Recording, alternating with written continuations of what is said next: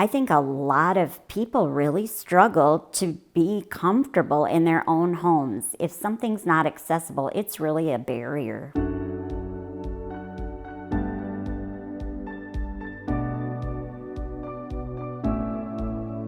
I'm Vicki Stewart, and I'm here today to show you the accessible features in my home, which make my life much more comfortable, and it allows me to be a lot more independent.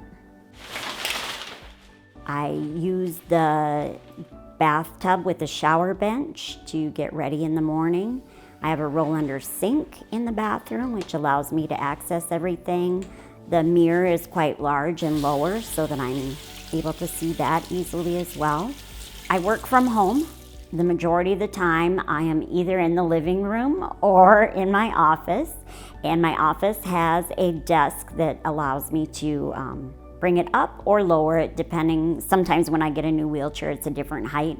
So when I built the house, I wanted to have that flexibility. My light switches are low, so it's easy to push just the button and get the lights on.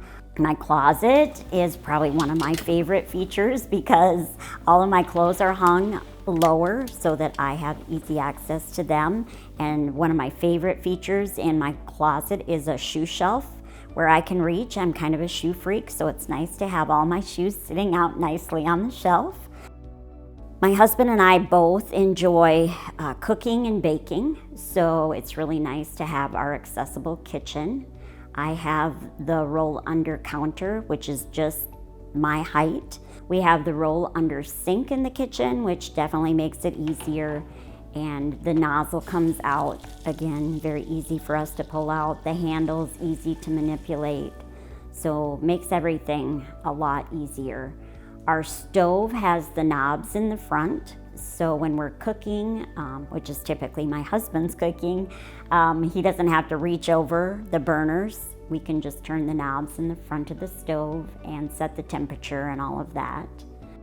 The microwave is lower so that both of us have easy access to that. A lot of times when I lived in apartments, the microwave was always up high on top of the stove typically, so I couldn't even operate the microwave in a lot of the apartments that I lived in. So that was definitely something that I wanted in my home. Our lower cupboards have the open drawers that slide out so that I can access all of the pots, pans, dishes, all of that easily without having to reach back. All of the handles are horizontal rather than vertical, just again that ease. The upper cupboards are lower than a typical home, just to make it easier again. And then we have the horizontal handles on that too. We just got new blinds and we decided remote control would be the way to go. We've struggled to try to pull the strings down and reach them and then get them back up. And so when we saw that remote was an option, we definitely went for that, and that has made it much easier.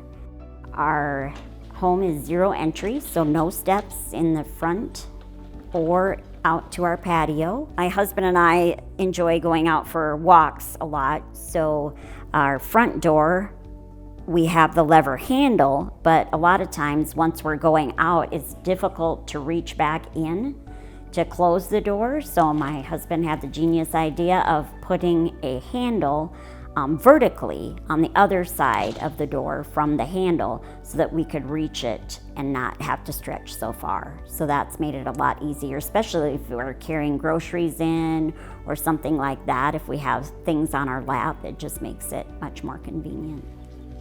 I just think that it's really made my life easier. Like I said, a lot of times I was living in apartments that were claiming to be accessible but really weren't.